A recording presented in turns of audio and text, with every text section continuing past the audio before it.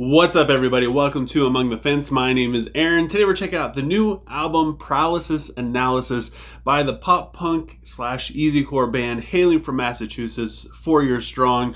They formed in 2001 and instantly became a force to be reckoned with. Their 2010 release, Enemy of the World, is considered to be a fan favorite. It's considered to be, peak 4 years strong. It's catchy all the way through, it has some heavy riffs and some fantastic lead melodies.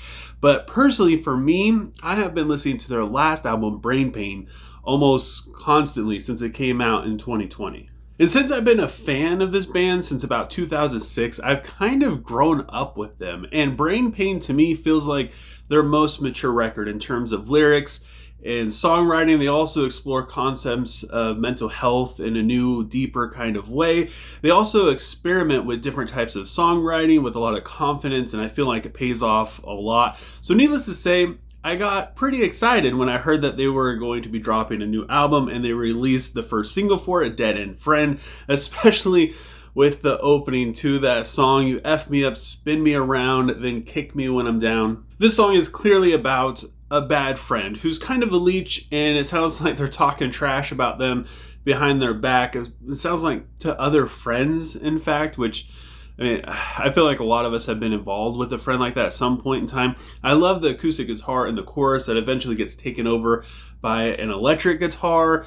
And it's not really my favorite song, but I do enjoy it quite a bit. I'm not really a big fan of the theme. It's just something that's been done before, but musically I feel like they pulled it off pretty well. And then they dropped their second song, Daddy of Mine, which is not to be confused with the Everclear song, Father of Mine. It's got an upbeat intro with screaming vocals in the verse, which is something we're not really used to hearing from this band. The chorus is just alright, but the bridge is straight up nasty with a headbanging rhythm and clean vocals. It's under about 2.5 minutes, so it feels like a chaotic mess that's basically finally starting to get going by the time it's over, so you never really feel settled into the song. And they followed up with a single, Uncooked, which is a nice middle of the ground between the other two singles they released. It's pretty wild in the verses with the progressing rhythm where it all comes together in the chorus, but it really shines the most to me in the post-chorus, especially when it transitions into the bridge building up into the breakdown.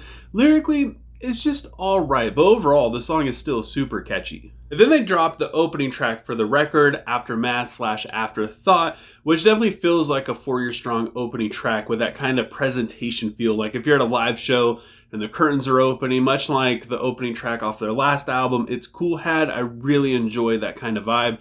It's got a steady build up in verse 1, becoming more suspenseful going into the explosive chorus, which to me feels more like another verse due to the vocal pacing and the post-chorus having more of a hook, and it's got a big breakdown going into the outro. Then we have the song Bad Habit, which continues that same kind of intensity, but this time with more of like a pop punk kind of influence. It doesn't hold back, and it's pretty chunky. The chorus takes me back to old school 4 years strong with its sing-along qualities. The breakdown is super rough with a haunting harmony hanging out in the background. It gives the song like an underlying dark tone, something I haven't heard from this band in a long time, and I absolutely love it. And it's followed by the charmingly self-aware song, Maybe It's Me. It utilizes a clean guitar tone and an upbeat drum passage. The chorus has some euphoria to it thanks to lead guitar and the vocal backtracking, and it feels more like a transitional song because it's like a plateau. There's no peaks to the song, there's no valleys. It just pretty much plays straight on through. And I would say out of all the songs, this one to me was the most skippable, especially on multiple listens. It just didn't hook me. It didn't capture me any of the times. And it just doesn't have that much excitement compared to all the songs that are placed around it. And then we have the song Out of Touch, which has some of the same kind of vibe to it, but they just do it better. The verses feel like he's crawling out of his skin with the musical crescendos that just kind of keep popping up here and there. And then when it finally does in the chorus, the drums to me really shine through. The riff in verse 2 is extremely bouncy and a lot of fun.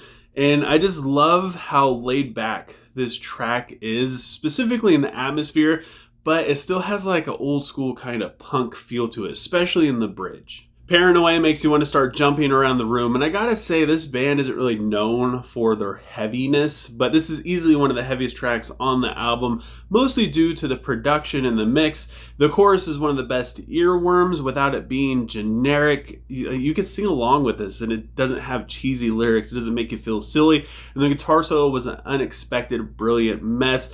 Then we have the song STFIL, which I believe stands for Stay the F in Line, if I'm correct. It tricked me into thinking that this was going to be the slow song on the album. The main riff that pops up here and there is just so freaking good, and it slowly picks up and becomes one of the most aggressive tracks with an almost metalcore kind of sound to it. It reminded me a lot of the Devil Wear Prada song Wave of Youth, which is often one of my least favorite albums, and it's one of my least favorite songs, but that riff is still, it has like a buzzsaw kind of quality to it. I just love the heck out of it.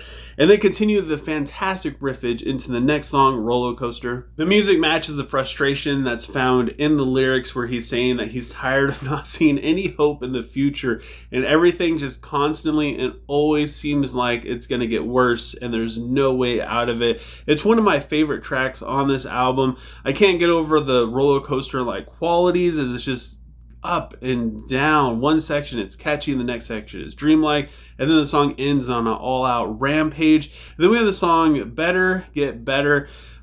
This is another one of my favorite songs off the album. I really enjoy the vocals, and again, it's about how like things better start to get better because I can't take this anymore.